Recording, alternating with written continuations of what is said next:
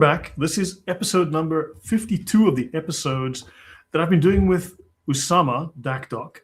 But unfortunately, I've not been able to reach him. But I'm here with JC, and we're discussing the origin of the myths in the Quran. And these stories seem to come from Jewish apocrypha, they come from Christian apocrypha, they come from Zoroastrian sources, they come from all sorts of Middle Eastern pagan sources, all pre-existent before Muhammad and all modified to fit in with his culture. So we're going to use an early source that spoke about these, and hopefully this has been interesting. So JC, your thoughts, and welcome back. Hey, Lloyd. Yeah, it's great to be here. It is fascinating to see now the series that you are showing again about Gnosticism, the pagan influences of Islam, and all of that seems to be very much in their traditions and how they do things. And then these other shows, just focusing on the Quran, where they took those sources. So it seems like everything is starting to make sense. Like they borrowed everything from all different places. The Quran borrowed from some sources and then their traditions from others. So everything is starting to make sense. And I hope that people watching this series are feeling the same. Right. Yeah. So do let me know in the chat. What do you think, as the audience who's been watching this? I mean, can these really be the direct revelation from Allah's mouth to the page if Allah is simply copy pasting stories that are hundreds and thousands of years older than Islam? And these stories are known to be basically the comic books of their time, the children's fairy tales of their time. And suddenly now we're supposed to believe this is actual revelation from Allah, that is timeless wisdom written on the tablets in paradise, which, oddly enough, according to the author of the book we're going to look at, is actually just a readaptation of the idea of the Ten Commandments written on tablets that Moses received. Interesting. I was really surprised when I read that, and it makes perfect sense.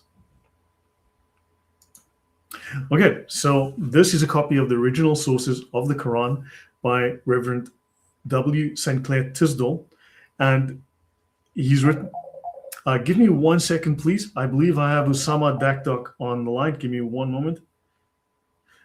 Usama, hi there. We are live, Usama.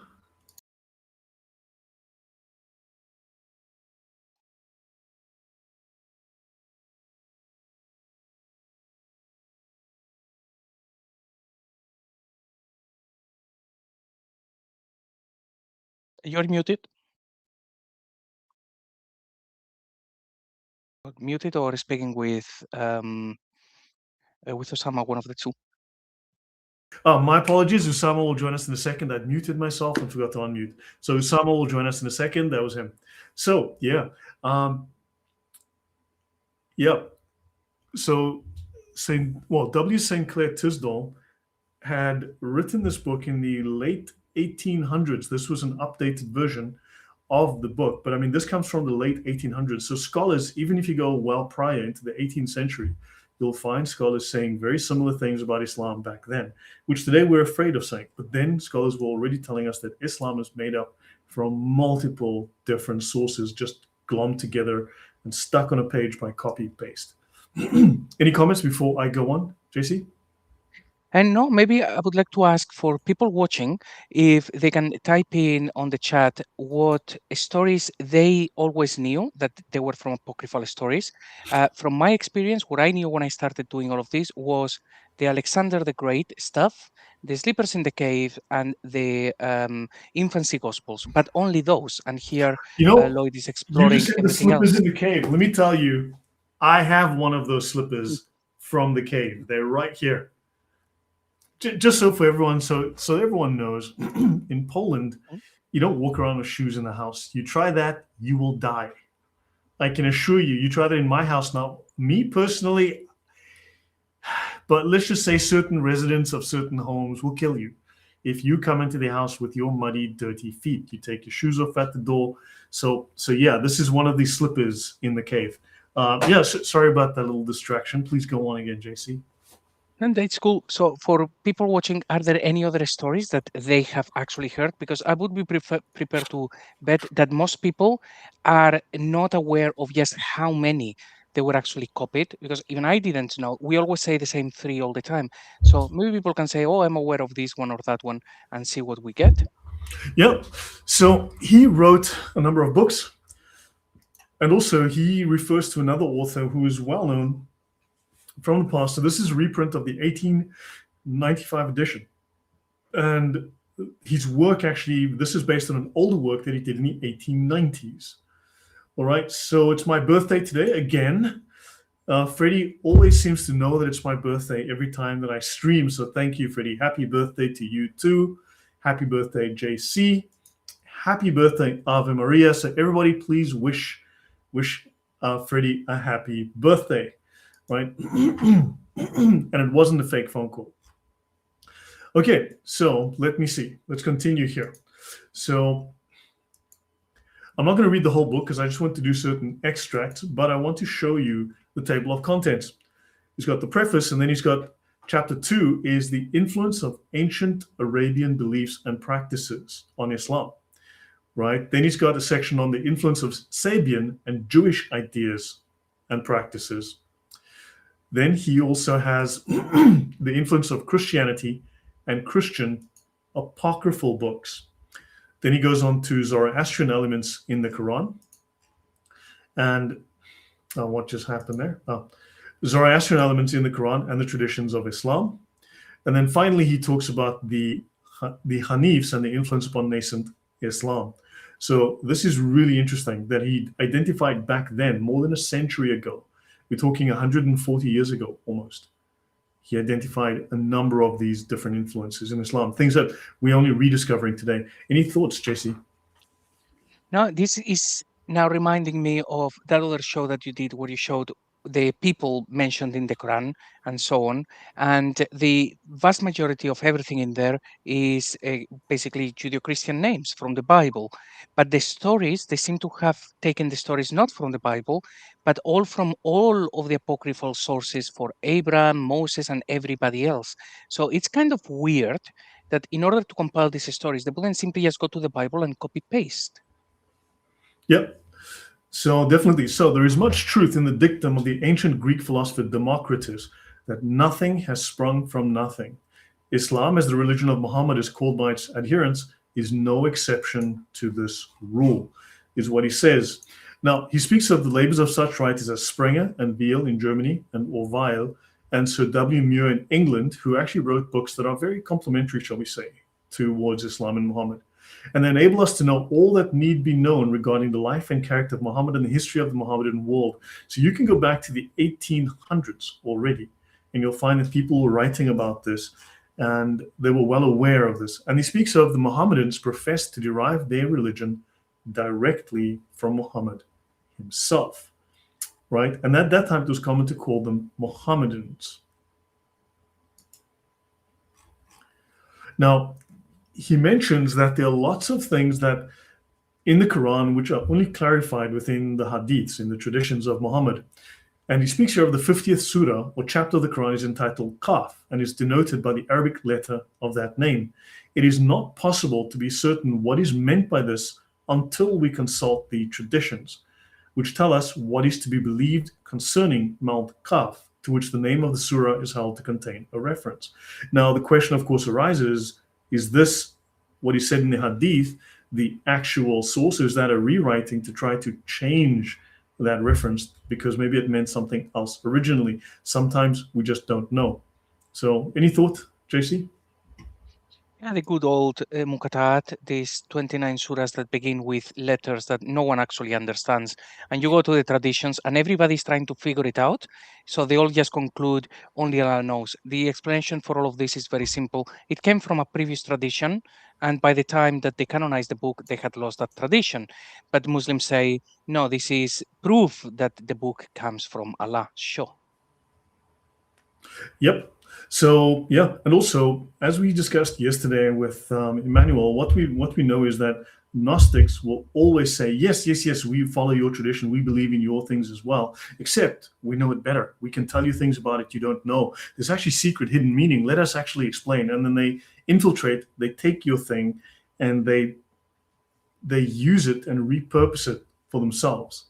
So It mentions here in the original sources of the Quran, the night journey, Surah, that is number 17. We read in the first verse, "Praise be unto him who caused his servant to journey by night from the sacred mosque to the more distant mosque." We must naturally refer to tradition to understand the meaning of the verse, because where is the sacred mosque and where's the more distant mosque and where's the closer mosque and where's the third of a distance mosque and where's the other mosque over there and this mosque over there? Because it's extremely imprecise. And we thus learn all that the ulama of Islam know for certain regarding the journey in question, generally styled the ascent or the al-miraj, right? And there is not a lot, and this is all in the traditions. It's actually not in the Quran. So Muslims, of course, don't want us referring to the hadiths, because whenever we refer to the hadiths are unreliable, which is insane. Okay, but of course they accuse the Bible of being unreliable, the Bible of being, written of weak hadiths, but the fact that they've got 99% weak hadiths is just okay. That saves them, but apparently it's bad for everyone else. Now, that's really just something that just is so hypocritical of Muslims. Yeah, well, with that one, Surah 17, verse 1 is one of my favorites because it's an open secret. The Christian Prince has been talking about this. David Wood has been talking about this. Odon has it in his book. Like, we all know it has nothing to do with Muhammad, but the message is not getting out there, say, fast enough. That is enough to really end Islam and show that it is a corrupt book. But things have gotten worse. Lloyd, have you actually seen videos of Muslims, particularly from Saudi Arabia and that region, saying that the Masjid al-Aqsa, all of a sudden, it's never been about Jerusalem? No, it's about time they started saying that, I guess. So what's it about now? Well, they've realized that when we go to the records, it was constructed by Abdul Malik. So they are starting to say, no, the Masjid al-Aqsa was never in Jerusalem. It was a place between Mecca and Taif where there was the Masjid al-Aqsa. And you hear more and more from Muslims trying to put that narrative in. Unfortunately, we have the tafsirs, and it's always been Jerusalem until now, when they are trying to rewrite 1400 years of tradition. So finally, 1400 years later, they've been caught with their pants down, and now they're trying to change the story, which makes perfect sense. Now they're trying to pretend it meant something else. Yeah, Miguel says 70 and 90% of Islam is not in the Quran, and that's something they need to deal with. Usama Dakdok, people said that wasn't you that phoned me. It was a fake phone call, that I was pretending to get you on the phone, but it was true, right? Can you repeat what you just said one more time? I want to hear it so I can really hear it. No, people were saying that actually you'd left us and you weren't coming back. And when I was speaking on the phone saying this is Usama, Did you tell him about the extra money you give me, the 20% extra? You bribed me with more money. That's why you convinced me to come back. Did you tell them about that? Yeah, guys, I have to pay Usama an extra amount every show so that he doesn't sing. Okay? I hope the people. I hope your people take care of you, because if they don't take care of you and you give me all this extra money, you're gonna be broke, man. I mean, Usama threatens to sing on every show, and if he does that, the trauma is going to be worse than COVID. Okay, listen. It is a sacrifice I'm wanting to make. You go broke and I get rich. Amen. So yeah, guys, if you'd like to support the channel and help me pay Usama money so that he doesn't sing, then please, because I just wish your suffering is I am willing to take as well. I pay him this money for your safety, people. This is why, so Usama is very expensive, and the anti-singing fee is the worst. It's like the mafia, I got to pay them or they'll nice channel. First of all, if we sang a song while on it. And what does someone have to do in order to get some cash from Lloyd? Because it sounds like fun. Yeah, I see my picture is frozen. I don't know if this is true. Yeah, well, can you hear me, Lloyd? I don't know. Can you hear me, guys? We can hear you just fine. All right, at least I have my voice because my picture is frozen right now. But here is the truth.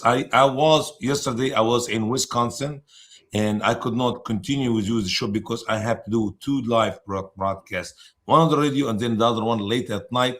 And I drove all the way from Wisconsin to here in Missouri, and I got here around 8:30 in the morning. So I literally slept, 3-4 hours, which is my usual. But it's good to be with you guys. It's good to be with you. Okay, sorry about that. So, okay, well, thanks for joining us, even if you only had a few hours sleep. So thanks. That is good. Yep. So we're looking at a book called the Original Sources of the Quran by W. Tisdall, which is based on a work that he's updated several times. But the original research goes back when he spent time in Persia at the time, and he's been all over, written in the late 1800s, the 1890s, if I recall. And he draws on research that came decades before him. So, okay, Usama just dropped off. I guess he'll come back. He must be having some kind of technical issue. But yeah, let's continue. Now, he speaks here. Mr. Dakdok. Yes, I came back because I was frozen. It made me look weird. Okay, yeah, well, welcome back.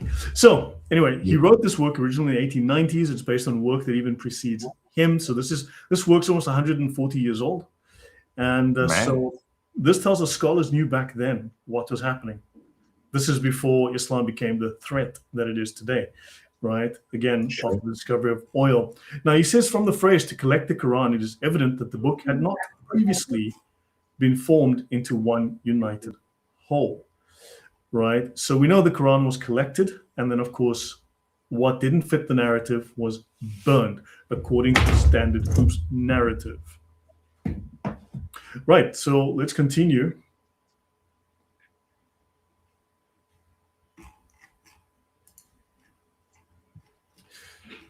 So I've just highlighted the most important section. So chapter 2, the influence of ancient Arabian beliefs and practices. So understand, scholars from Germany and England especially were very active in researching Islam. You can even find French sources and so on. And they go back to like the 1700s. So this is not new. And he says, if you want to understand the gradual development of Islam in Muhammad's mind and discover what sources he borrowed, it is necessary in the first place to consider the religious opinions and observances of the Arabs among whom he was born and bred. The inhabitants of Arabia were not all of one race. So there were these original Arabs and then those who had come from other countries who were Arabized. And he speaks of the Himyarites. These are the people from Yemen, and we've spoken extensively about that. And then other tribes from Ethiopia. And the accounts with which the cuneiform tablets give us of early conquests of part of the country by the Sumerian kings of Babylon. So this again lends credence to my monotheism discussion that we've done yesterday. You've got East Africa, you've got Babylon that actually conquered that region and influenced it. So you're going to have religious influences from Babylon. Any thoughts, Usama? You know what? Every time I read in your material, Ethiopia, it takes me back to the first immigration, which they taught me in the school in Egypt, which obviously I do not know how much of it is true in a way. That Muhammad first immigration was his people. They took a trip from Mecca to Ethiopia. So why Ethiopia? I mean, he crossed the Red Sea. A few guys, I don't know, less than 20, I guess, who made the trip for the first migration. I can see now there's some connection between Ethiopia and Islam. Or why did it not go to Sudan? Why did it not go to Egypt? After all, he got himself a girlfriend or a slave from Egypt. But Ethiopia, can why you see the Christian connection? country? Doesn't it tell us there's a strong Christian connection? Because if you look at Christian churches in Ethiopia, right, the Ethiopian flavor of Christianity, I believe they separate men and women into separate sides of the church. They leave their shoes outside, and the women bundle up their hair and all that, which is things that he seems to have borrowed from Ethiopian Christianity. The word Tawhid comes out of Ethiopia. Mm-hmm. I see. So I don't think by accident this book 150 years ago is written and you mention Ethiopia again, like other materials we have been looking at earlier. Yep. And then they speak of Egyptian kings held sway over the Sinai Peninsula. So that's the northern part of Arabia as well. So, and I spoke yesterday, JC, recall I spoke about all of these influences, the African influence, the Babylonian influence, and even Egyptian influences that we constantly find cropping up. And this would mean include Nabatea, or, this would mean Petra. Any thoughts, JC? Yeah, it looks like you have made, well, the connection. Some of them, maybe you've read them in some of these works, but most of your work has been independent, and you've reached the same conclusions just by looking at what was there before, what was happening in the land. So everything is like making sense. They seem, you're not the only person saying that these things make sense, and it looks like people had concluded this a really long time ago as well. Yeah, I mean, people going back 150, 200 years were making these connections. I mean, and I discovered this as I was making the connections myself. Okay, so they speak of the Kushite monarchies in Babylonia, and these are Kushite monarchies. Oddly enough, these would be people from north of Ethiopia. This is East Africans ending up in Babylon, right? They say early Arabian inscriptions prove this, containing as they do the names of such deities as Shin, the moon god, and Atar, Ashtaret or Ishtar, worshipped by the Sumerians in the first place, and afterwards by the Semites of Babylonia, Assyria, Syria, and some parts of Arabia.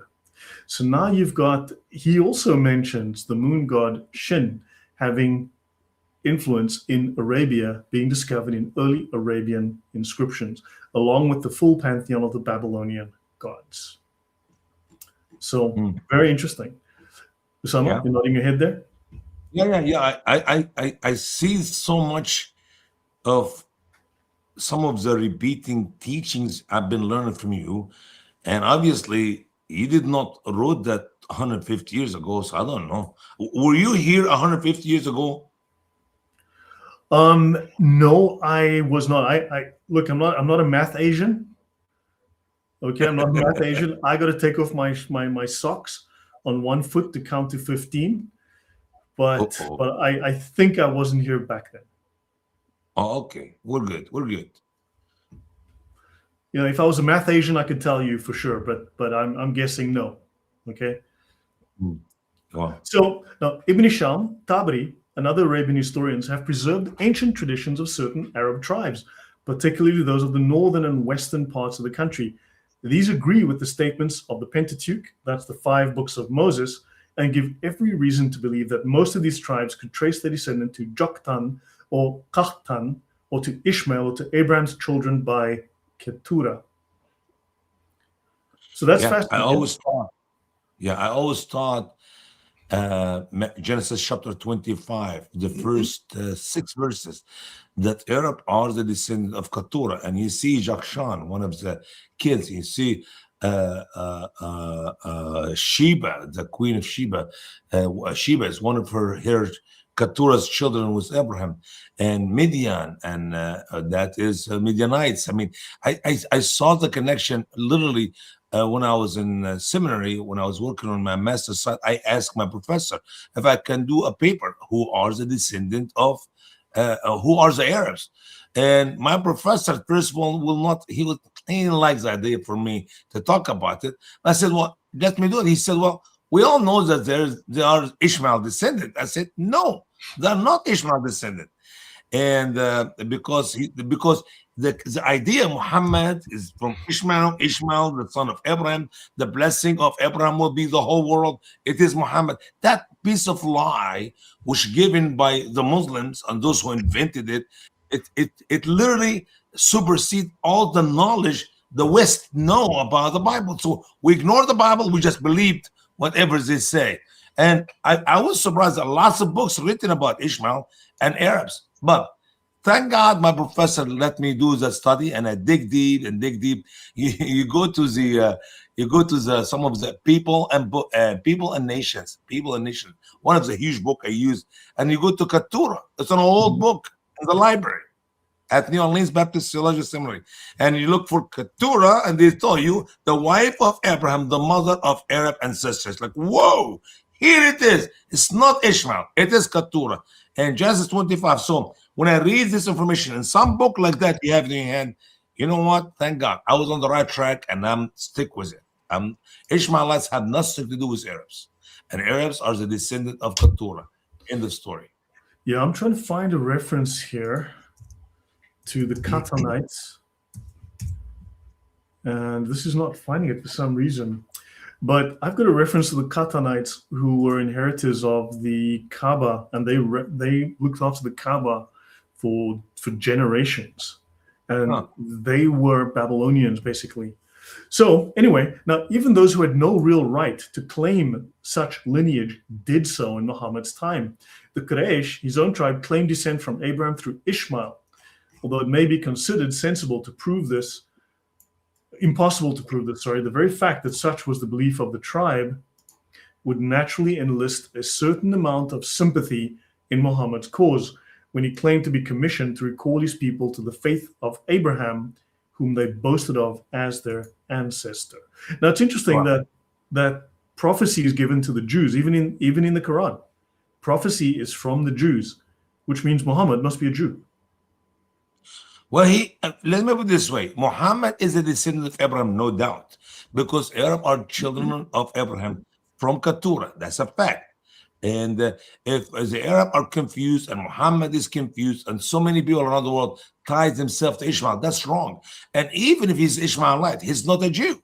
Why? Because the Jews are the descendant of Abraham through Jacob, not Esau, not Ishmael, not Keturah's kids. So you cannot tie Judaism and the Jewish people to Muhammad because simply he's not a descendant of Israel, as we know from the Quran that the prophethood and the book and the wisdom has been assigned to the children of Israel, has been given to the descendant of Jacob. These are two powerful verses in the Quran. Muhammad have no portion of the prophethood or prophecy or a book, period. So Muhammad, you see, then he should be a Jew then if he's doing prophecy, but yeah, Muslims make no sense. So, okay. Now, notice the name Allah was well known in Muhammad's tribe even before Muhammad was born, right? And they speak of some of these people actually had a single God, okay, one true God. They spoke of Allah or Allahumma. Does that mean anything? Allahumma? Oh Allah. It's like you're calling on Allah. It's Allah, when okay. you pray. Allahumma do this, Allahumma do that. Oh Allah, do this. Oh Allah, do that. And they speak of the expression, an enemy of God was deemed the most offensive that could be used. And we may see in the book of Job the proof that even in that early period, the worship of the host of heaven was finding an entrance into the country. And Herodotus tells us in book 3, section 8, informs us that two deities, a male and a female, were worshipped by the Arabs in his time.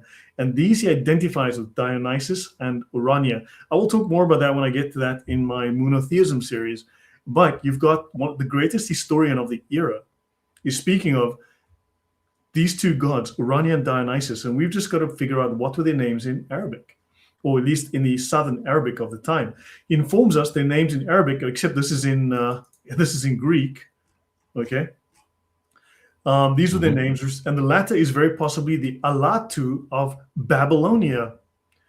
Interesting, and it's certainly the Alat mentioned in the Quran. So hold on. So the Alat in the Quran is Alatu of Babylonia and is Urania of, oh my gosh, there you go. So they are taking Greek, Roman, and Babylonian deities, changing their names, and so you get confused.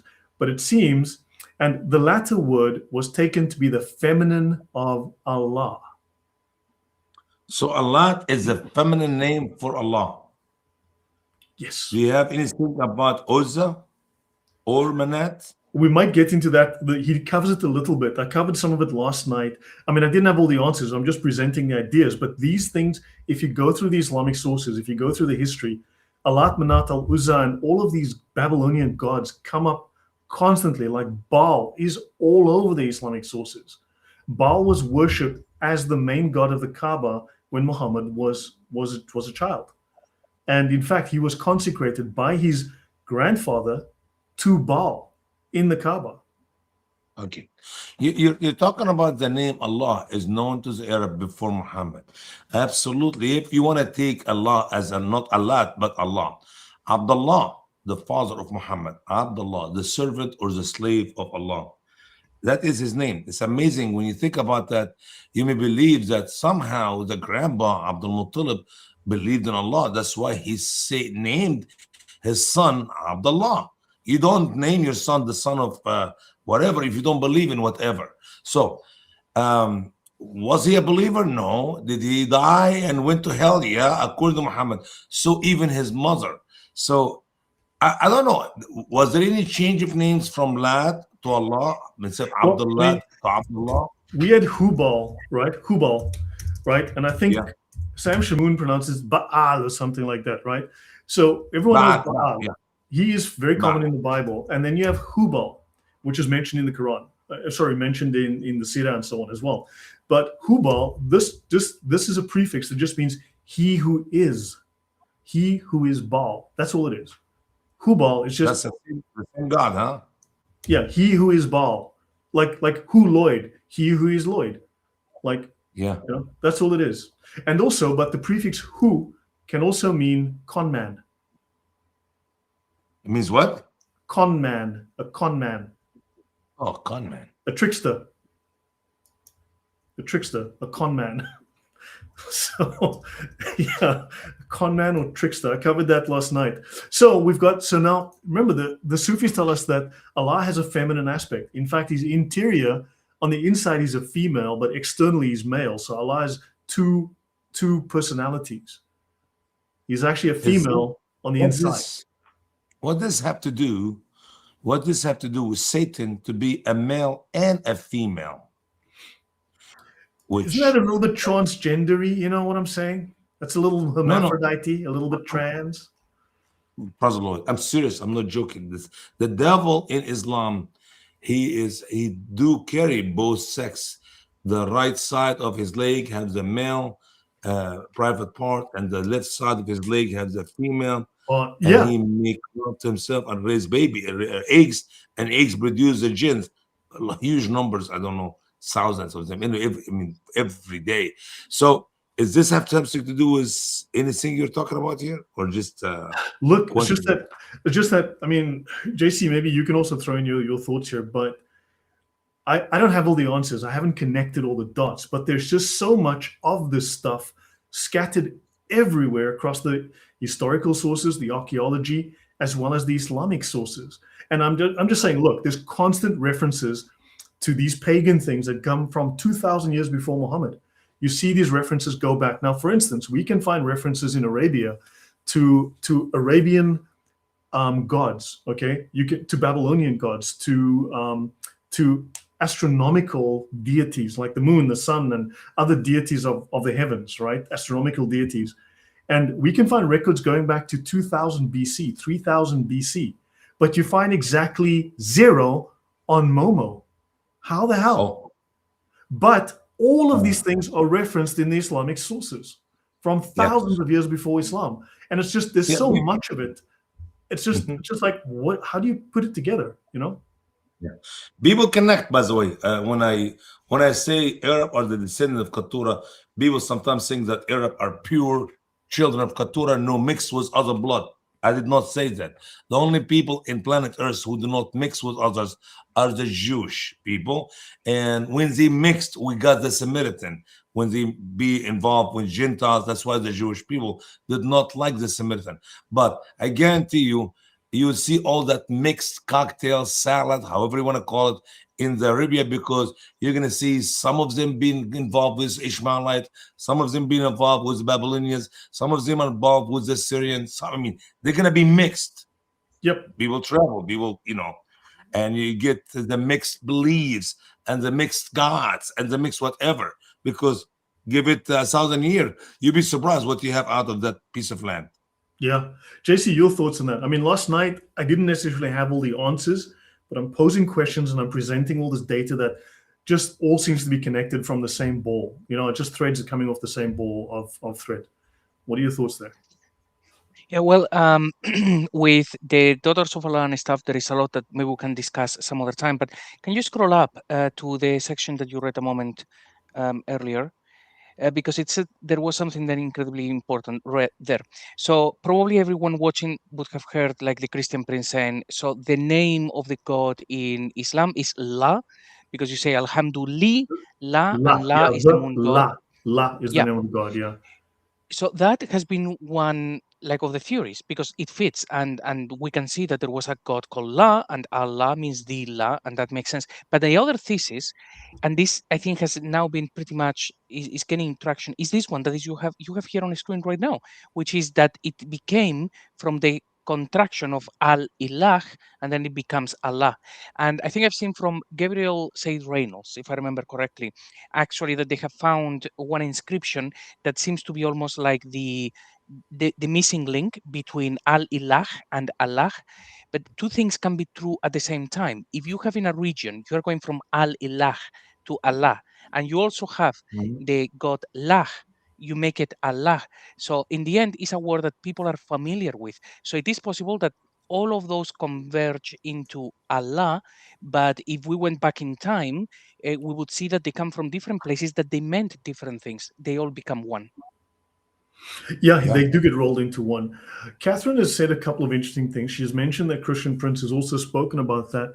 Catherine, just a question. I mean, you're an informed viewer. Would you like to come on for a couple of minutes just to give us your perspective or tell us things you've learned? We don't know everything, but would you like to come on for a couple of minutes just to give us your thoughts on this and tell us, so that we get some, I might get some perspective as well. Let me know. So, yeah. I'd like to say a quick comment until our dear friend comes choose to. We made a mistake in Egypt a few hundred, I don't know exactly how many years ago, when we consulted with the Azhar to help us to translate the Bible to the Arabic language because of their expertise, and they made Allah all over the Bible for the word God, which is okay. It's just a title, it makes no difference anyway. But we do have in Genesis, I was trying to open the Bible right now to go to book of Genesis, but somehow my computer is not working fine. My internet's a little bit slow. We do have in Genesis chapter 2 a few times where it said Al-Rabb al-ilah, the Lord God. Al-ilah. That is a true, accurate word. But to see Allah as it is written all over the Bible in the Arabic language, I'm talking about the Bible now, not the Quran, that is a corruption. That's not right. And also the word Elohim, which is the first word is mentioned in the Bible. In the beginning, Elohim created the heavens and the earth. We should have translated right by saying gods, not God. Plural, not singular. But obviously, the Muslim were influencing our translation, and they will not put it right. And you can see that in many other languages to make it easy to say God. Well, we know God is Rayun, but we say God. Why not say gods? Yeah. Why not put it right? I just want to mention, we'll talk about that as well, because then we've got to go into the Jewish mystical documents, the Zohar, right? Yeah. I have covered that in the past. But I want to just refer to Mick M. It says, go look at the wiki where people get that La is the Egyptian moon god. This is not something new. I cover this in the monotheism series. There is a reference to La. Okay, there is, because if you look at the Quran, you've got al-lah, right? So La seems to be the name, and al is the definite article. I mean, it's become now a proper name, but then also there are cases where it was a proper name, it seems, Allah, from South Arabian, which was the moon god Shin, the Babylonian god. But then also Iya is also just obviously that is the Egyptian name. Yes, I-A-H. But if you consider, it would be pronounced something like Yah, right? And it would seem the Egyptians borrowed from the Jews. Yah, as in Yah, fill in the blank yourself at the end. Where does the Yah go, Usama? So I agree. It makes sense. Mm-hmm. So this is something I'll cover in the monotheism series. I go over what information is available on La and Ya, right? And I have done series actually on the La. I did a series with another guy. He came on, we did 2 shows on it, on the word La. He did some great research on it. And I can maybe contact him again. Crusader Knight, I think is his name. I'm not certain. But he came on, he did a couple of shows on the word La. He did the research, it was fantastic, on the La. And it's crazy. So it is a god La. And if you look at La, it's an East African moon god. Arabic. Yeah, we also use Ya in some Arabic songs. I don't even could understand why we say Ya. Ya, Jah, Yahweh. Figure it out. It's really, I mean. Yeah. Mm-hmm. So So that yeah, will be the influence of Hebrew on the Christian worship or the Christian singing yeah, in the Arab world. the modern Baphomet has women's boobies and has male organ, basically. So he's a hermaphrodite. Okay, so I just want to go on. So we're just throwing out some of these things before. So it is possible that the Arabs of whom also, by the way, Catherine, I did drop the link in the chat. I did drop the link in the chat if you want to come on for a couple of minutes. Just give us your thoughts as an audience member, as someone who hears this, who listens to this, who listens to others. What does this mean to you? You know, it will be interesting to get the thought from the thoughts from an audience member who has some experience of listening to this. What it means for you, how it comes across to you.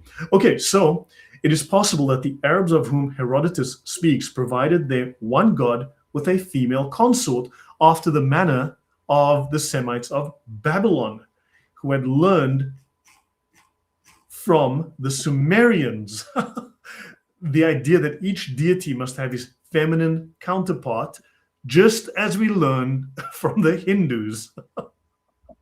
Isn't that fascinating? That's weird. That's weird. Yeah, JC, what do you think so far? I mean, this is something that's common to these seriously pagan Sumerians. This is ancient pagan religion. This is not Abrahamic. Well, I have never researched any connections with Hinduism, but I have more and more people reaching out to tell me you need to check because they have taken stuff from the Hindus. I haven't done any research, but I haven't done any shows on it, but man, I can tell you now when I researched it for myself. Oh yeah, for sure. Yeah. Okay, so let's continue. You see nothing here. Obviously, I don't want to regurgitate the entire book. It's chapter 3 that actually interests me, but I want to bring up some of these things. So they speak of Muhammad did not. Okay, they speak of it is not possible to suppose that the recognition of the unity of God was introduced among the Arabs for the first time by Muhammad. We know it came at least 200 to 300 years before him. Okay, for the word Allah, containing as it does the definite article, this was the view back in the day that Allah is the La, right? So it wasn't a pronoun, it wasn't a personal name, it was the La. So his name was La, right?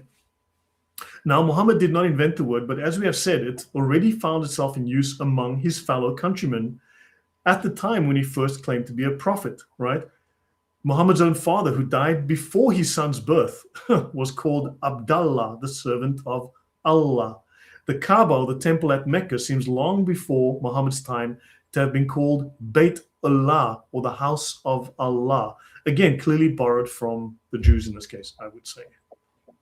So yeah, these names, these ideas come long before. And if you go to Yemen, then I mean, you had the Jews who were very well established in Yemen. And also a nephew of Muhammad was called Ubaidullah. What does Ubaidullah mean, Usama? They worship Allah, Ubaid. It's very close to Abd. Ubaid is like maybe I'm not sure about it. It's make it in a smaller, humble way. Not Abdullah, but Ubaid. A little bit of humility there.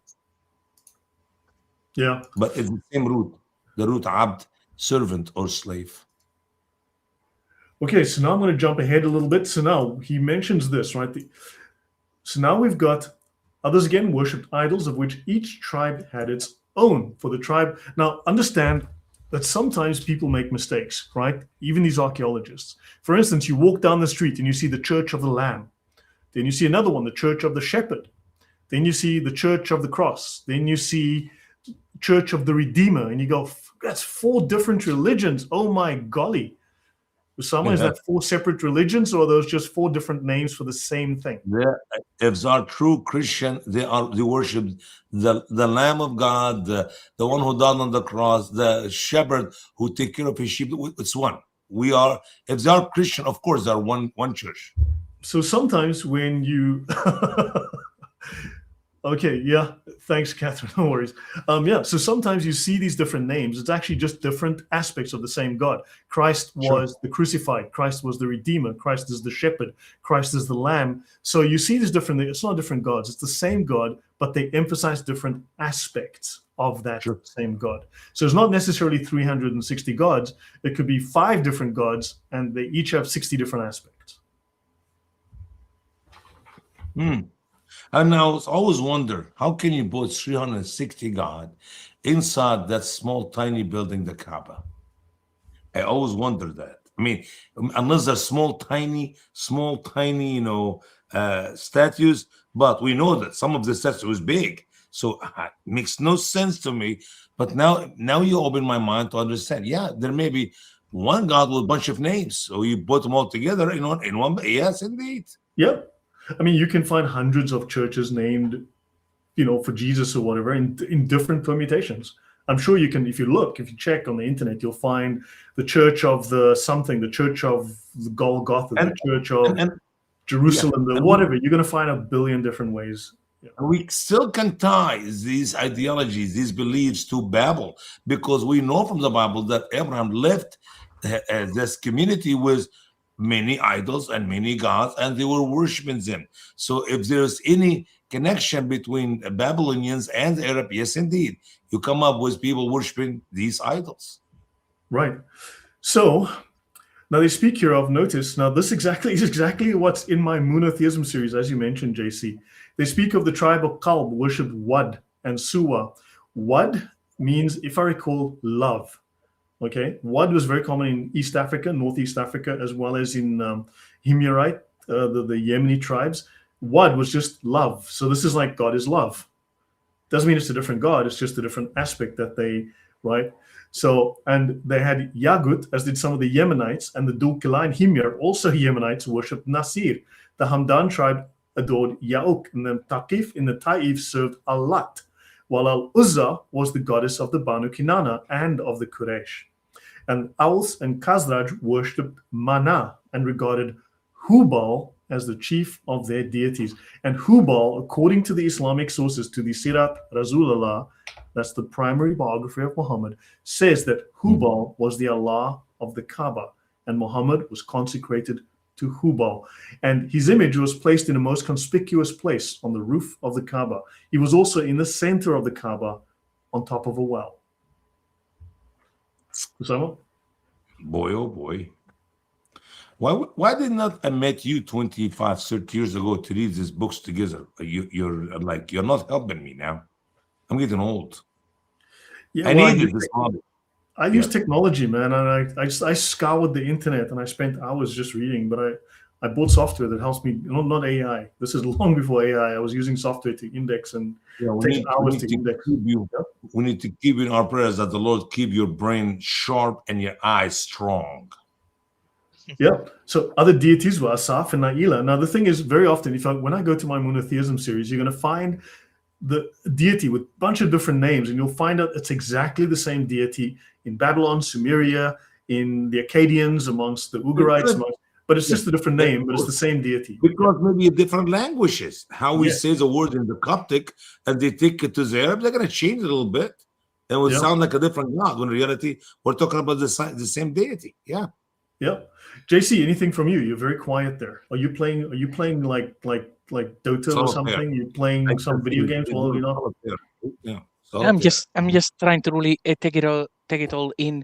Now, with this about the different people or different gods with different names, that happened. But also, I think it's Dan Gibson, that lots of people in that region, they would have like regional gods. Like really, they would think there is this god from this region, and if you go into that area and you try to worship another god, you're going to be in trouble. So they were very much like this. Part of his Petra thesis was that when people went into Petra, then they were not allowed to fight over gods. It's like everybody would respect everyone's gods in there.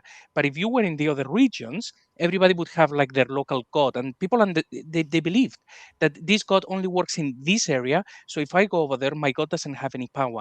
Some very bizarre stuff. Yeah. And they were based on the same celestial and natural elements. Yeah.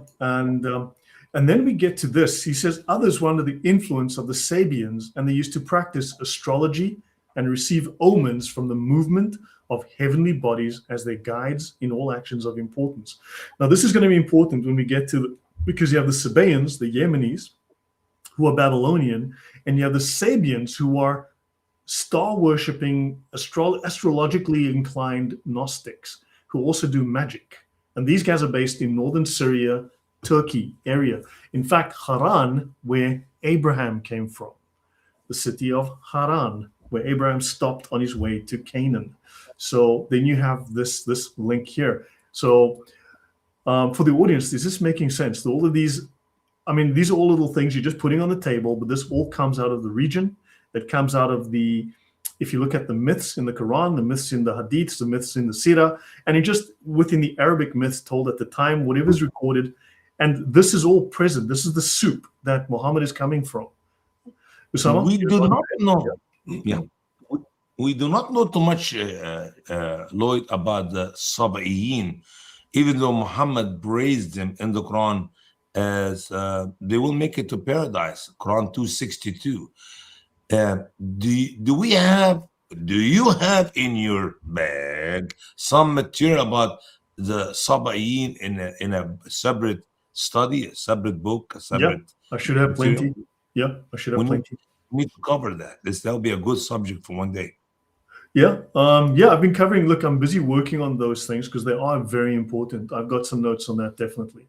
I've touched on them, and I'm working on them now because all the series I'm doing now, all three that I'm doing, is converging on the same monotheism type topic, on the pagan influences of Islam. So now the Sabians, these again are star worshipping, magic believing. They're in the Babylon. They're under the sphere of influence of the Babylonians and the Sumerians. And the Muslims, of course, settled there. And then at the temple that was the Sabian temple, the Muslims turned that temple of magic into a mosque, of course. But first, they take all of the lessons, the magic that these guys had, and they, according to the Islamic stories, the Sufis took it with them to Spain.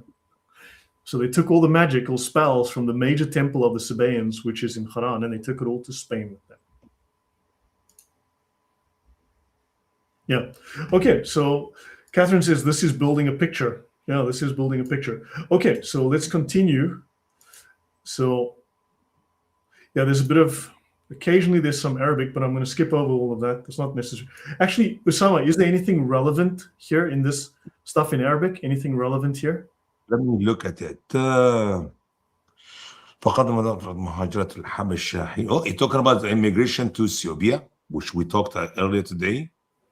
عليه السلام والنجم إذا هوى. Oh, talk about, that's another chapter in the Quran. And the star, when it falls down, that's a chapter in the Quran. And he talk about, have you seen the Lat and Uzza and Manat, the three gods, the satanic verses? ألقى الشيطان في منيته. This is when Satan cast his desires in his heart. So yeah, this is good material. He didn't translate that to English. He does. He talks about, but I think he used the original, and so he gave us about it. The source of his material from the Quran. Yeah, it's a good stuff. But it just, I mean, he's talking about Allah here, and they joined him with him worshiping Allah the Most High, Allah Ta'ala, and I cover this in monotheism, right? And but it's interesting, you know, if you look at the temptation of Jesus for 40 days and 40 nights. Right, he doesn't get tempted by Satan, but Satan literally, basically possesses Muhammad. And let me tell you a quick story here. I was when I was a kid in Egypt. Okay, I'm talking about teenagers, and you go to school, and the teachers mock Christianity, and he will write on the blackboard, 1 + 1 + 1 = 3 does not equal 1. This is our chemistry teacher who have nothing to do with math or numbers. Oh my God. But he's not in Trinity. But anyway, and then people come to our church and my mama pray over them and cast demons out of them. That makes me so strong in my Christian faith. At least in Jesus' name we cast demons, and your Muhammad was possessed with demons. This is one of the stronghold which I was like, praise God. I know for sure my Christianity is true. Even the demons testify that Jesus is God. And these Muslims who come to our church, when my mom casts demons out of them, in Jesus' name. Right. So let's see. Now, we spoke yesterday on the monotheism talk of well, let's call him a Muslim, follower of Muhammad, who brought an idol from Syria. And that idol was placed in the Kaaba, and that was, I think, Hubal, right? And that became the chief deity. Now, he says here, this guy confirms, idolatry had been introduced from Syria, right? A tradition on Muhammad's authority says that idolatry had been introduced from Syria. And this is actually corroborated by other stories as well, that an idol had been placed, Hubal had been placed in the Kaaba. But this idol is also called Shin or Nana, right? It's the Babylonian god. It's the Sumerian god. An exception to this must be made in the case of the veneration paid to sacred stones. This was common amongst the people of Palestine in the patriarchal period. So in the area called Palestine, right, it's like there are no Mesopotamians, right? Palestine is a geographical region like Mesopotamia or Scandinavia, right? So this was common among the people of Palestine in the patriarchal period. So stone worship, idol worship was common, and God said, this stuff is bad. Stop doing it. My people don't worship stones. That's why that command given from the Lord to Moses and to the followers, judges, and the follower kings, not to keep any of these people alive, not to worship their idols, and not to allow their children to marry to the other people's children, because if they do, they will end worshiping these idols. It was a very strict command from God. And he says, and this information was of immemorial antiquity in Arabia. It is known. And Ibn Ishaq tries to account for it by supposing that the Meccans used to carry with them on their journey pieces of stone from the Kaaba and paid reverence to them. Herodotus mentions the use of 7 stones by the Arabs when taking solemn oaths, and the honor almost amounting to worship still paid by Muslim pilgrims to the famous Hajar al-Aswad, or the black stone which is built into the wall of the Kaaba, is one of the many Islamic customs which have been derived from those of the Arabs who lived long before Muhammad's time. This is a pagan custom Muhammad just carried on. Yeah, I love what Omar said. Omar said, if I did not see Muhammad kissing you, I would have never kissed you. So it's a mistake Muhammad did, if there was Muhammad, and that's just that he honored and worshipped that stone. Therefore, Muslims till today believe in the same lie. Yeah, and Catherine is saying that CP, Christian Prince, seems to talk about a lot of the same things I talk about. He's mentioned the same things. I mean, so he's following his line, I'm following my line, and we're coming to pretty much the same conclusions from following different lines. You know, we're finding the same evidence, you know. So the kiss... let me just say, I'll just mention something in here, that this thing about the black stone, I'm actually working on a video probably for this Thursday just about this, a brief one, which is, according to the Islamic traditions, that was actually there before. It had nothing to do with Abraham. It had just the pagans, just like Usama said, when Umar said, I know that you, black stone, cannot do anything, but because Muhammad kissed you, I will do that. But even during the last pilgrimage of Muhammad, that's when he says, okay, the pagans who have been doing this actually since he was a baby all of his life, now they cannot do the pilgrimage anymore. It is acknowledged in the traditions of Islam that was a pilgrimage site for pagans. And then it is later in the narrative that they say, no, but the reason is these pagans actually got it right, because it was the original pilgrimage site of Abraham. And it's like, but according to traditions, the pagans are doing this. So it's one of those things that they try to rewrite the history, but they kept in their traditions that this was done by pagans.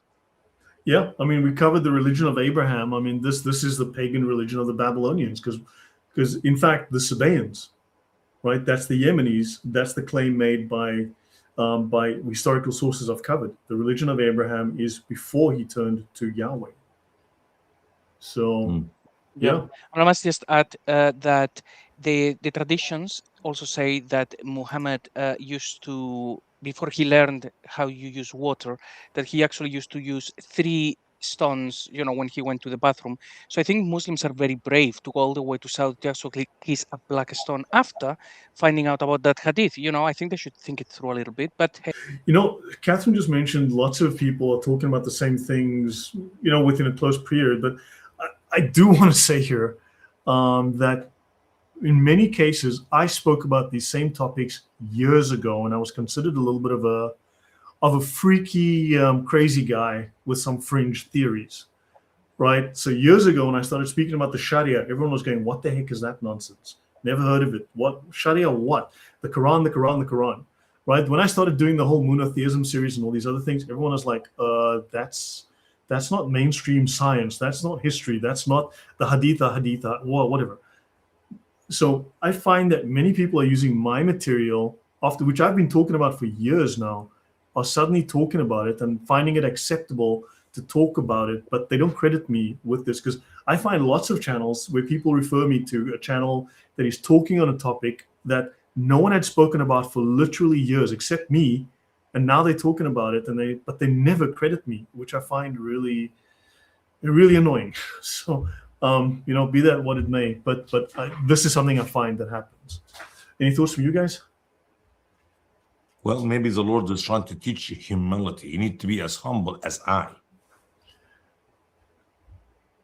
Yeah, and you used to be known in the community as conspiracy theorist, Lloyd, but now everybody is like, yeah, we always knew this, of course.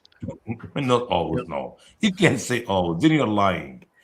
I mean, So the kiss which the pious Mohammedan pilgrim bestows on it is a survival of the old practice, which was a form of worship in Arabia, as in many other lands. And in fact, Arabs also will kiss their hand, right? That's also a symbol. That's something common in Arabia.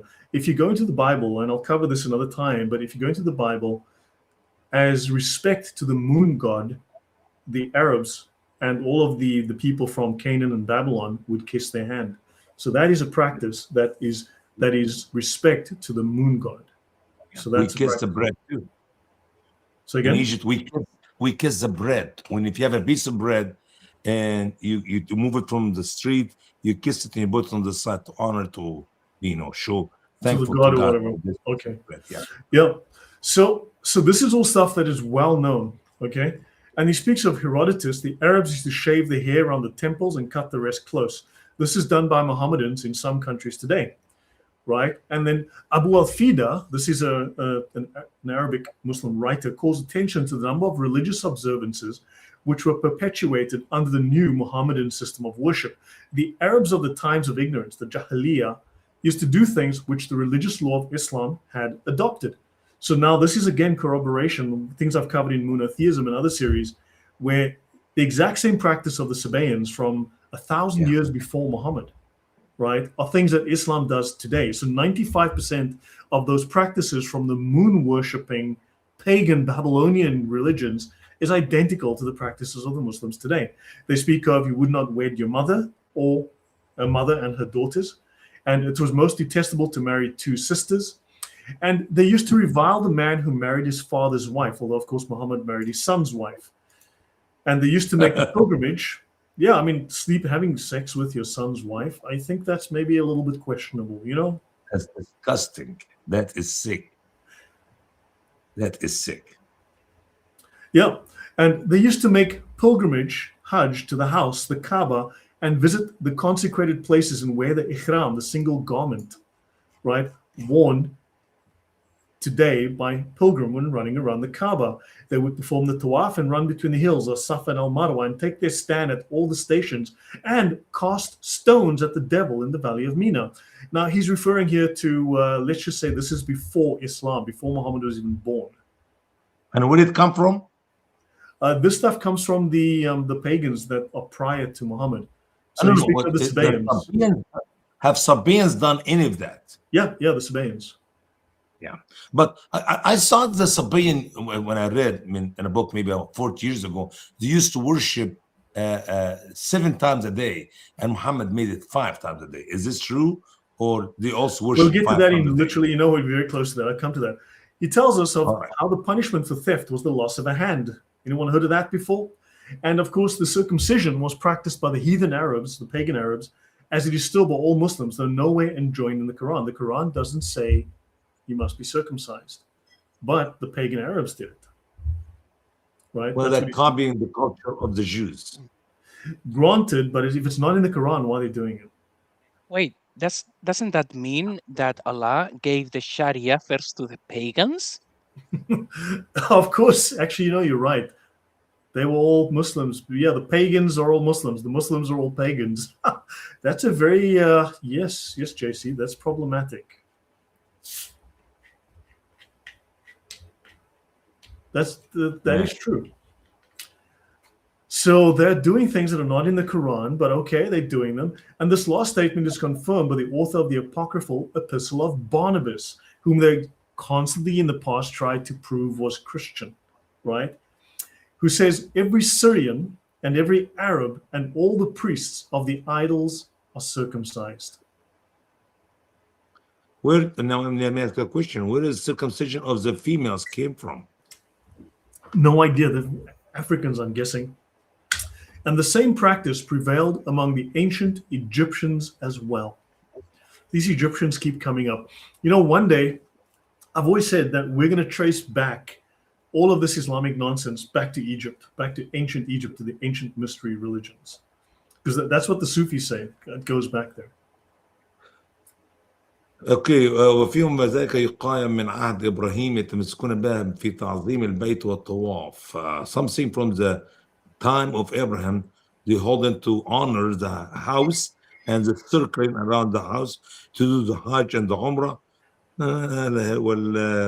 وهدى بدي والأهلال بالحج والعمرة خرم في الاسم. I don't think Abraham had anything to do with that period. No. Yeah, you're adding that to Abraham to make it a spiritual thing to do. And they say here, Abul Fida adds that the customs which he mentions, including that of the ihlal, had been retained from Abraham's time, right? This is no doubt true of circumcision, but it can hardly be said that Abraham had anything to do with the other matters, in spite of the Muslim belief that he visited Mecca and worshipped where the Kaaba now stands. So sure, maybe they took circumcision from Abraham, maybe, but you know, if they took everything else from the pagans, why didn't they take circumcision from the pagans? Because the pagans did that too. It is clear that the first source of Islam is to be found in the religious beliefs and practices of the Arabs of Muhammad's day. From this heathen or pagan source, Islam has, I'm just going to come here. Whoa. Islam Go back up. I need the Arabic. I'm sorry, I've seen the Arabic here. Sure. Because he will talk about the story of Ad and Samud and the camel and the companion of the field. Yeah, Muhammad borrowed certain fables amongst Muhammad borrowed certain fables amongst the heathen Arabs, such as the tales of Ad and Tamud and some others. Yeah, so the guy's saying he took fables, children's stories, fairy tales, and he made them real prophets. Yeah. Here Prophet Ad, and here is the Prophet Salih and the camel and the Samud, and well, my world. That's good. Yeah, that's good. So we'll do the Arabic in a moment. And if thou mentioned, let me just take this and just change the color. Al-Kindi says to his opponent, and if thou mentionest the tale of Ad and Tamud and the camel and the comrades of the elephant and the like of these tales, we say to thee, these are senseless stories and the nonsensical fables of old women of the Arabs who kept reciting them night and day. So even Al-Kindi back in the 9th century was saying, why are you telling us that these stories that we know as children's stories are God's revelation to man? Are you retarded? Yeah. What does the Arabic say? But if you move a few hundred years later and people read that they do not know the source of these fables or what I call, myth, well, it must be true. They were prophet by these names, and they were Arab prophets, and they were sent by Allah, and that's why we have this story in the Quran. Yeah. This is retarded.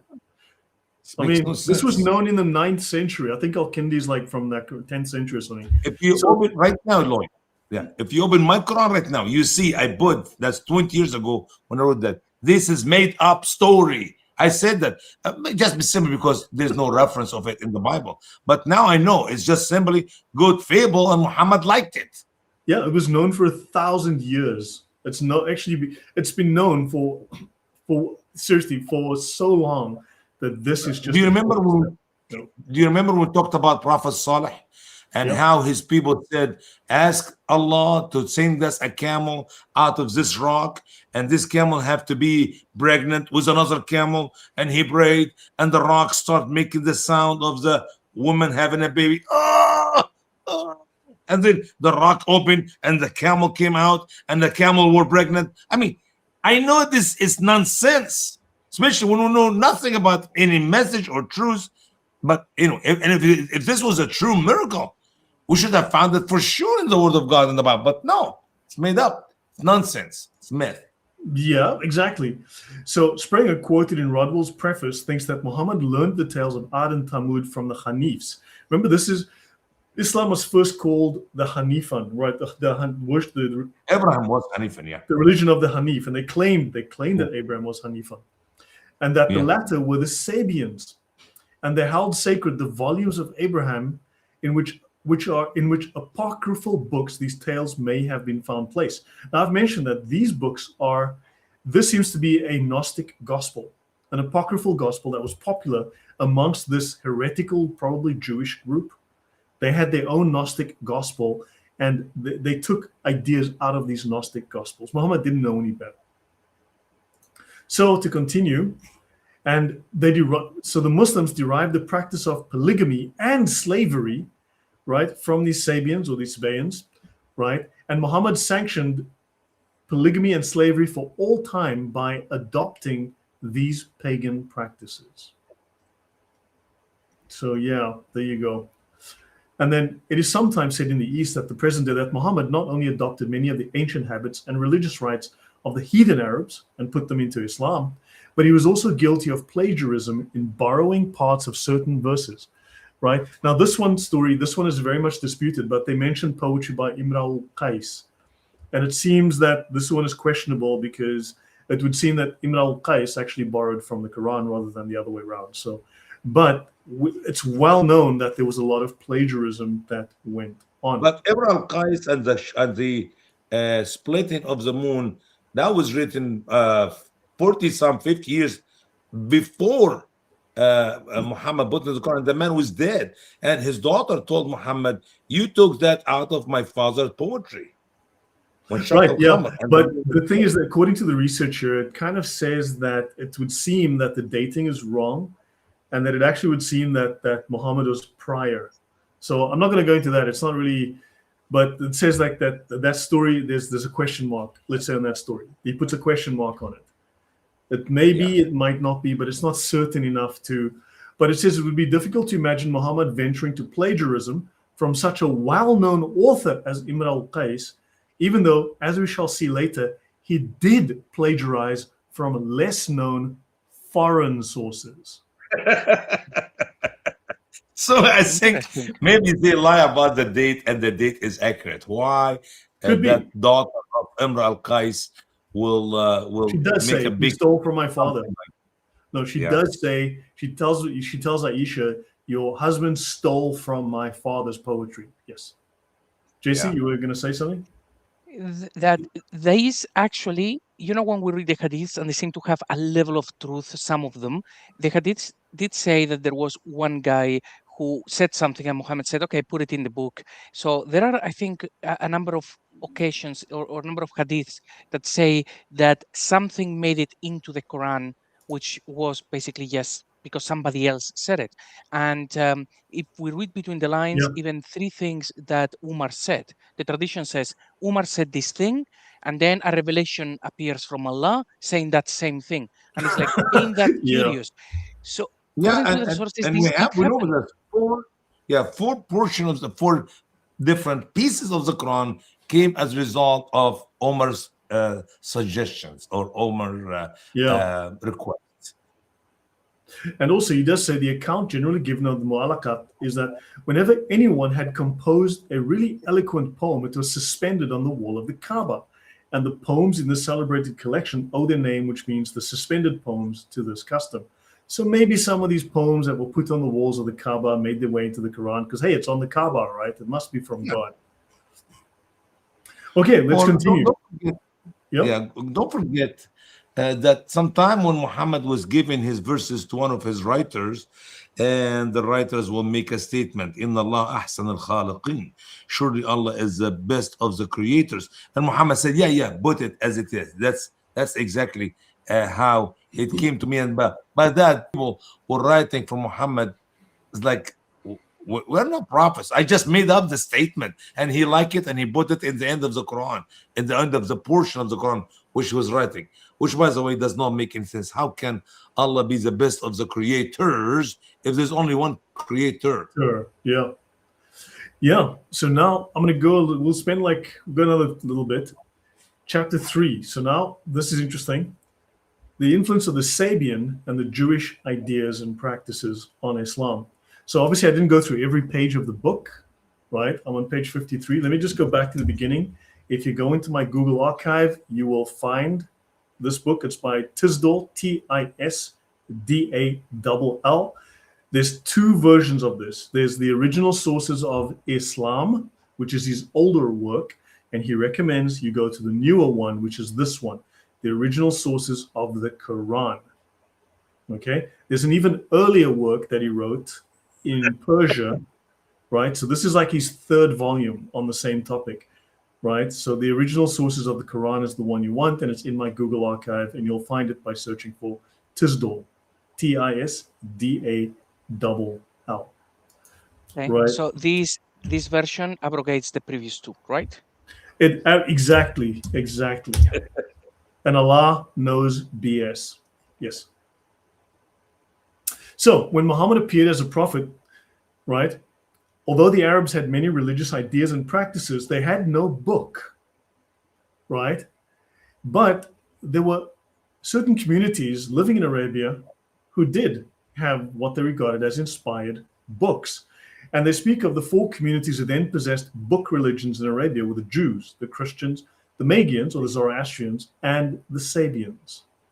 Now, the Sabians are fascinating. This is interesting because you keep coming across the Sabians and Muhammad. And then each of these exercised their considerable influence over early Islam, right? So we begin by stating what is known of these sects and who are mentioned in Surah 2 al-Baqarah 59. And our knowledge of the Sabians is slight, but sufficient for our purpose. An early Arabic writer, Abu Isa al-Maghribi would means he's from Morocco, right? The Maghreb. Yeah. From the country of Maghreb, which is Morocco, yeah. Yeah, and he's quoted by Abu al-Fida as giving the following account. The Syrians... Yeah. Sorry? His name is Abu Fadi. Abu Fadi. Which means the father of the Savior, yeah. It's just a very famous guy. Yeah. And he says the Syrians are the most ancient of nations. The Syrians were always the bad guys in the Bible, guys. Just so you get perspective here, the Syrians were always the bad guys. And Adam and his sons spoke their language. No way, they were Arabs and they spoke Arabic. Because Adam spoke Arabic, according to Islam. Hey, listen. If the earth speak Arabic, everybody can speak Arabic. Don't worry. Yeah, because we know these guys were Akkadians. They had Akkadian as a language. They were, oh God, we all know they spoke different languages. And they have speak Arabic. They must be. And none of it's Arabic. This is so stupid. Yeah, today the Syrians speaking Arabic, therefore they always spoke Arabic. So the Egyptian, by the way. We know of the Akkadians, the Sumerians, the Ugarites, and various other groups that lived in that area. We've got thousands of years old writings, thousands of tablets.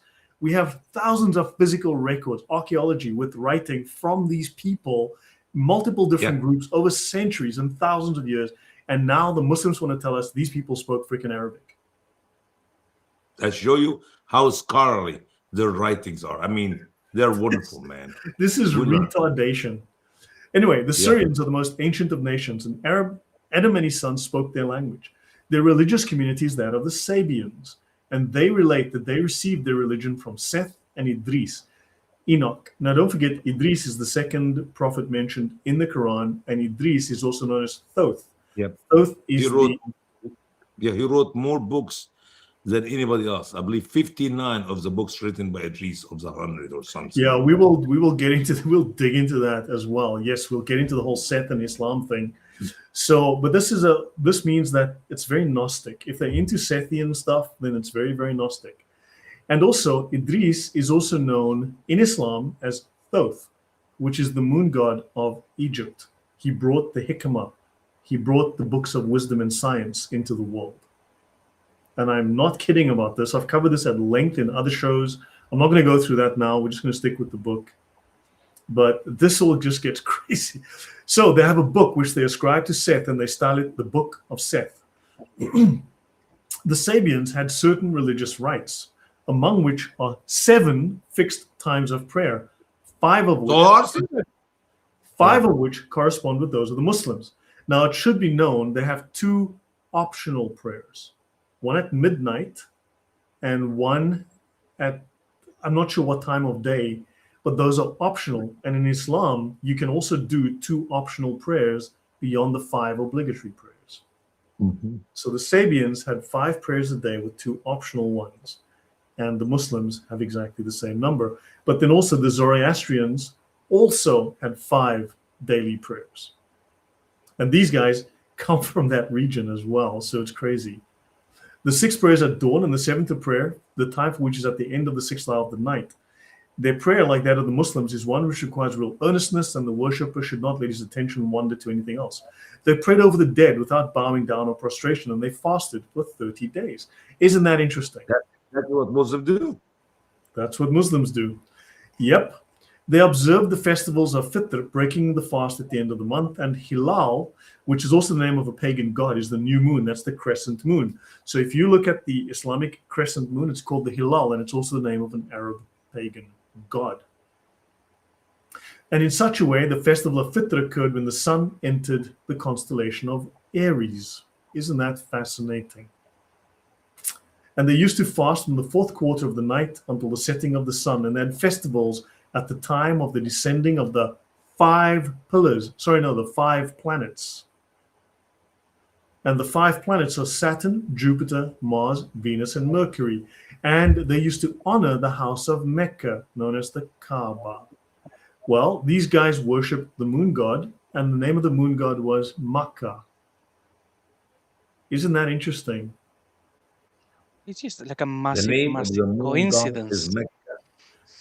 Say again, please, Usama. Yeah. Mecca, like the city of Mecca? Yeah, the name of the god was Al-Makkah. Yeah, Al-Makkah. Like they say Makkah. I mean, I know plenty of people who say Makkah, not Mecca. Mecca is very westernized. So the god that they worship is Shin, also known as the Babylonian moon god Shin, also known as Makkah. JC, you were saying? Listen, that this is all like such a massive coincidence that there were these people in that region who were pagans and they were doing all of these things, that they happened to get it right because it's from the true religion of the Abrahamic faith all the way from Abraham. Isn't that like a massive coincidence that God was very keen on having all of these pagans doing the correct rituals and everybody else got it wrong? But fortunately, we then got Muhammad who set the record straight and he didn't copy anything. Copied nothing. Copied. It's all original. Seriously, original. Totally original. Never seen before. Never seen. Right, Usama? I agree. I concur. Yeah, I clown Kurt too. Totally clown this obscure sect. Not a few of their religious practices, all of which they believed were taught. But listen, Lloyd, listen. The Shahada is not found in the Sabians' belief. And we need to do some homework, but we can find the Shahada could be taken. False witness, because no one have seen, heard, taste, smell, touched Muhammad yet. Yeah, and also I will just point out that in another place where the Shahada is not found, it's in the Quran. Yeah, that's also true. Yep. So the Ramadan fast, the Muslims last a month and all that. And they say they have, as is well known, 5 times of prayers a day, right? And they have 2 other prayers which are optional. Thus, Muslims have exactly the same number of prayers as the Sabians had. These moon-worshipping, Babylonian, magic practicing, spell casting, crazy astrological Gnostics. Interesting. And bowing down and prostration are enjoined in Mohammedan worship, but not during the prayers offered at burials. And we've seen that the Muslims still most highly honor the Kaaba. Okay? Of course, it is possible that all of these practices were common to the Quraysh tribe as well as to the Sabians, but then where did the Quraysh get them? And the supposition that many of these religious customs were borrowed by Muhammad from the Sabians, and that their religion, in general, owing perhaps in measure to a supposed antiquity, had great influence on Islam at its foundation is confirmed by the fact that when the Banu Jadima of Taif, and I've been a couple of times to Taif, and Mecca announced to Khalid their conversion to Mohammedanism, to becoming Muslims, they did so by crying out, "We have become Sabians."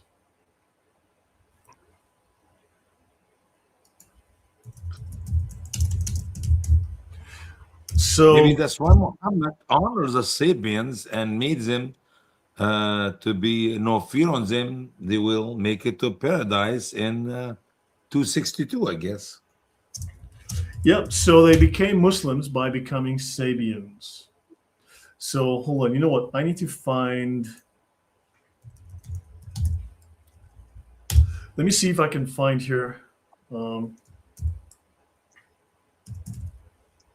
I've covered this before. I'm not going to just go, I don't want to go at length here. I just want to try and find this reference.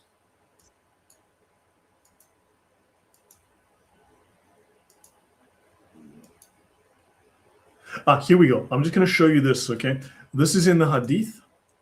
This is not very well known hadith, but for some odd reason, they still appear in the sources. It was said that the Sabians of Iran used to make a yearly pilgrimage to the pyramids of Egypt. Maimonides says that the Sabians are remnants of the ancient Egyptian priests who practiced hieroglyphic magic, a system of language encoding that can engineer consciousness.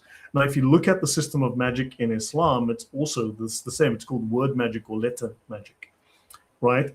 So ahruf, for instance, no one can tell you what ahruf means, but I've mentioned before, ahruf is a Quranic reading, a dialect, certainly, but it also means you have the science of the ahruf, which is onomatomancy, a magical practice based on the occult properties of the letters of the alphabet and of the divine and angelic names which they form. I'm not going to go into detail, but this is a Muslim practice. Right? Thoth is Hermes Trismegistus. Now notice here in Daif Bukhari, she asked where, and they said, we're going to Allah's messenger. She said, do you mean the man who is called the Sabi, right? The Sabian, the man with a new religion? And they replied, yes, the same person. So come along. And they brought her to the Prophet. You see, Muhammad was a Sabi. And you're saying that this is not a very well-known hadith. Well, it is not well-known by the Muslims, but the non-Muslims, Christian apologists and stuff, they now know about this one, and they use it quite a bit because for obvious reasons. But to Muslims, they don't tell them this hadith for some reason. Exactly. And so you see, when these people converted to Muhammad's religion, they became Sabians too. So, and the Sabians are supposed to be in a semi-Christian sect. We know that they were not Christian whatsoever, right? Others have identified them with the Mandaeans, whose religion represents a strange medley of Gnosticism and ancient Babylonian paganism, but has borrowed certain elements from Zoroastrianism, Judaism, and Christianity, although it is largely anti-Christian as a system. And the Mandaeans derive the name from Manda, the most important of the emanations or eons, which is, eons are like, think of them as angels who are creations of light from, who descend out of the pleroma from, it's all Gnostic nonsense. Usama, so far, what do you think? Because we'll probably end up soon. I'm not going to go too much further. But this is too much confusion for me. I cannot carry too much of that in my head. You should give it to us like one spoon at a time.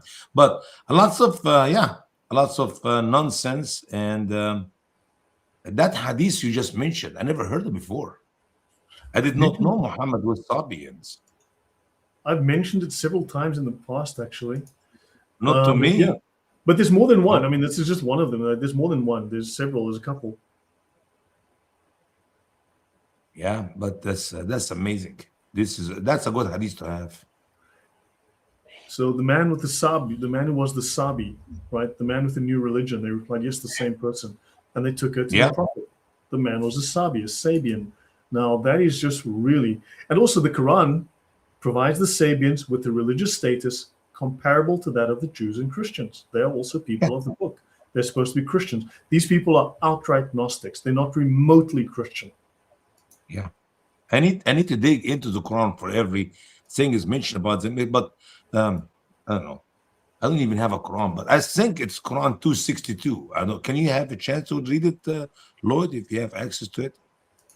We know for sure. We know for sure that Sabians are wonderful people, and they're gonna make it to heaven. There is no fear on them. Do you want to look in your? Is it Sabi? Is it under Yeah. Sabi in your Quran?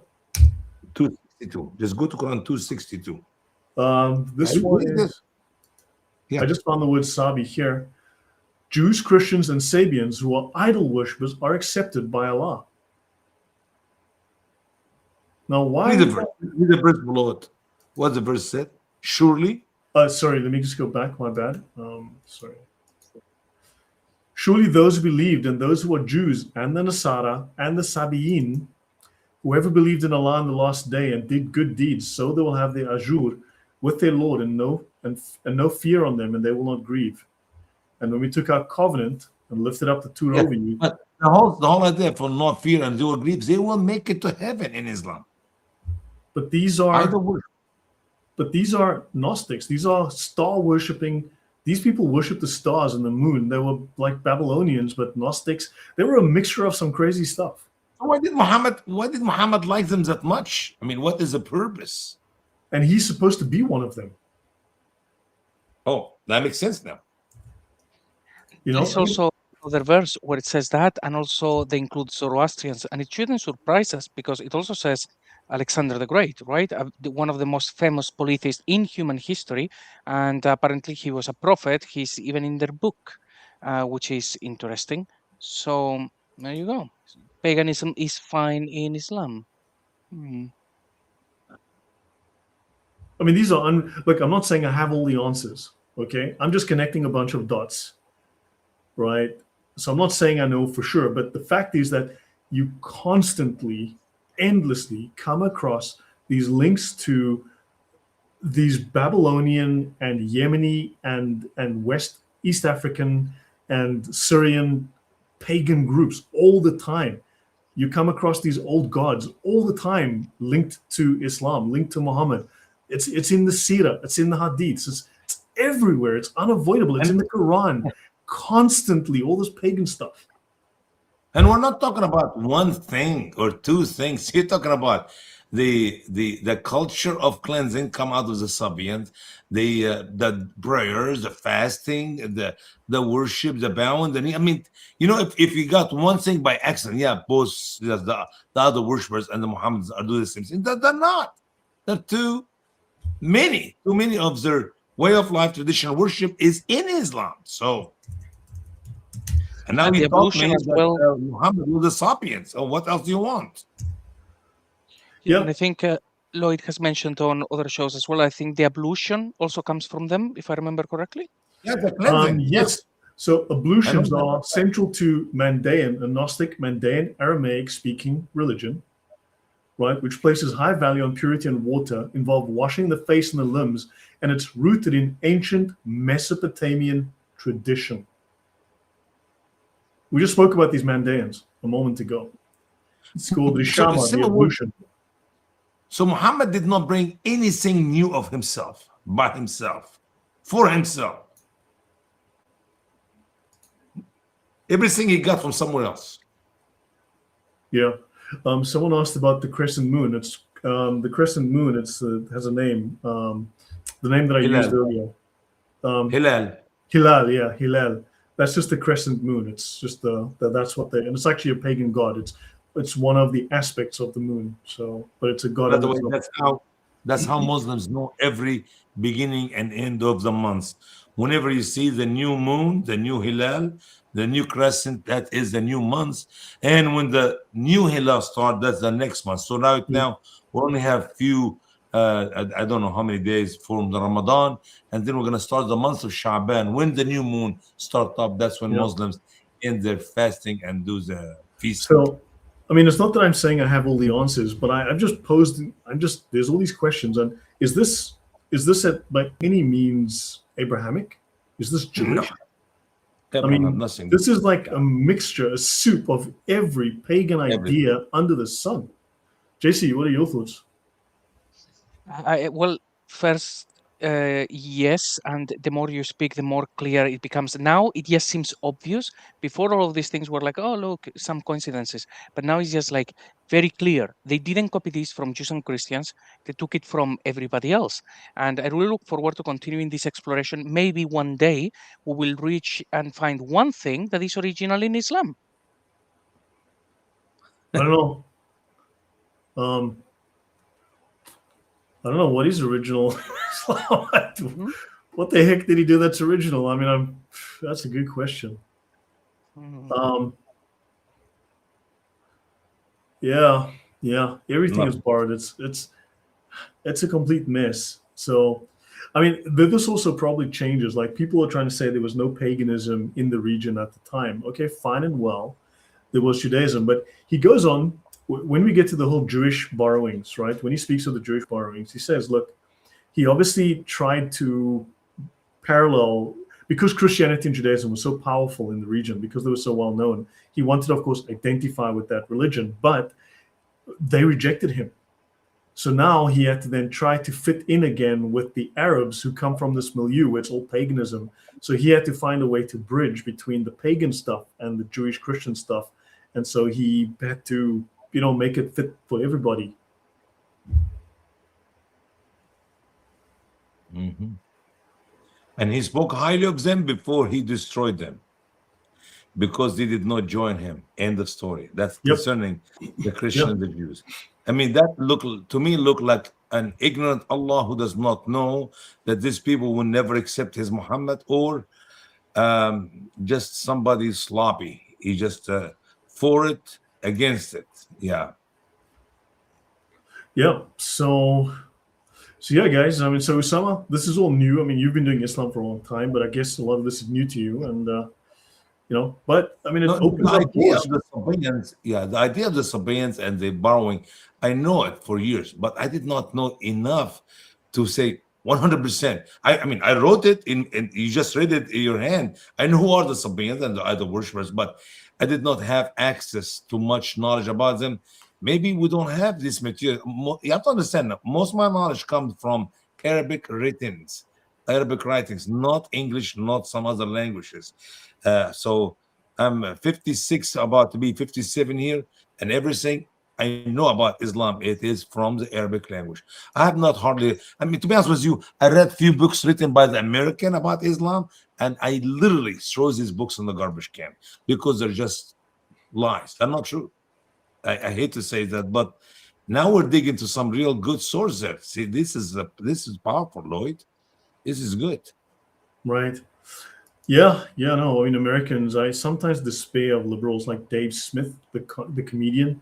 The guy should just stick to comedy, because he's talking about how Islam's a religion of peace and it's our fault that they're so angry.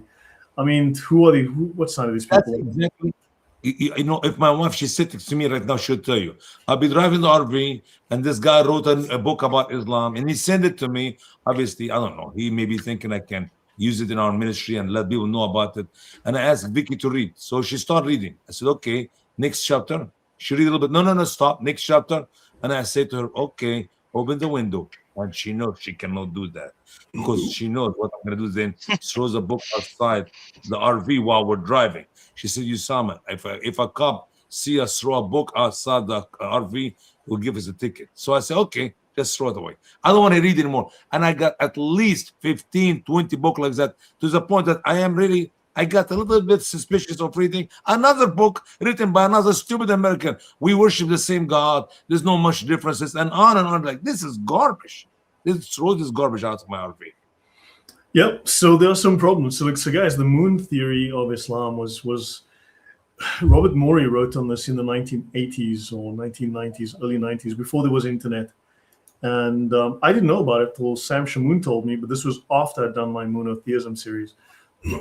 But this information goes back like 100 years before that and more. So you can go back 150 years ago and people were saying, but this stuff comes from paganism. Right, you can go back to like probably the 1700s and find this information. Listen, brother, 100 years ago, 50 years ago, you could not say that to a Muslim in his face in the Middle East. They will kill you. Right now, I'm sitting here in my house comfortably and say, garbage. Your Islam is nonsense. But we could not do that years ago. If everyone opened his mouth and tells the truth about Islam 100 years ago, or 50 years ago, or 30 years ago, we will not be here today. We'll all be dead. Yeah, well, now we can talk about it. Now we're starting to see more evidence. I mean, I'm just saying, look, there are questions here. Well, there's all this evidence. What does it mean? Is it all coincidence? Are all of these hundreds of connected facts coincidence? I mean, how many coincidences can you have? JC, I'll let you finish your last word. Well, I would like to say that one of the things that you read in the book that you've discussed before as well is the journey of Abraham and Ishmael and Hagar and all of that. So if we think about it, there isn't a single scholar who has not taken the Shahada who would say that that happened. Every single historian, scholar, theologist, theologian, everyone will say that never happened. Those guys were up in the north in the promised land. They never went south. So now we have countless people out there who knows full well that their story, their traditions, all of that is a fabrication. But there is this whole hatch happening every year, a huge money spinner. And it's like, guys, if you just stood up and said those things didn't happen, we would be more open to have these discussions, except that otherwise, people get hurt. True. But Abraham is people know, a major weakness for Islam. Proving their claims about Abraham is a huge problem for Muslims. yeah, and who non-Muslim would say, yeah, that happened. No one would say that. Scholars know this, but everybody seems to want to keep their mouth shut to not upset people. It's like, I'd rather my Muslim friends don't go on a Hajj to kiss a black stone, probably the black stone of Baal, thinking this is from Abraham. It's like, no, yes, don't do it. Don't go there. So it's an open secret. We just have to keep pushing so that more Muslims see what the religion is founded from. Amen. Yeah. So I think that covers it for tonight. We can continue again next week. Tomorrow, I don't think I'm available, guys. I'll think about Thursday. I'll let you all know if I'm available Thursday to do a stream. Tomorrow, I don't think I'm available. So, yeah, but we'll be back next week to talk about the Quran again. And we'll talk about more of the sources of the Quranic myths, Quranic practices. So we're looking at the stories in the Quran and the practices in the Quran.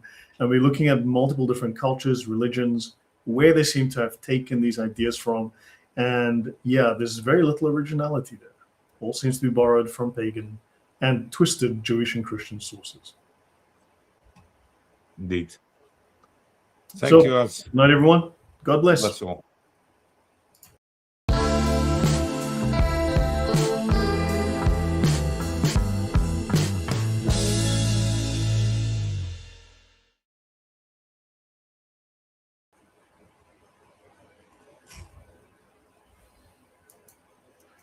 You know what's weird? Here in the stream, the comments stopped coming through, but there's a ton of comments on the live chat on the YouTube stream. Where is the live, by the way? He got 400 plus. I'm almost 500. I cannot see the number. I don't have glasses on me.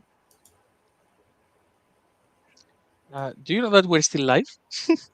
Are we still live? Mm-hmm. No, we can't be. The studio is. Yeah, there must be some weirdness, but because I see there were comments. You guys are still streaming. Guys, are we still streaming? Okay, things are glitching. Let me go into the YouTube studio, guys, and let me check the stream. And rose again. You know, I'm alive and well. Your spirit live within me because you die and rose again. Yeah, we're still live. Isn't that crazy? So let me go into the stream. And then the stream. This is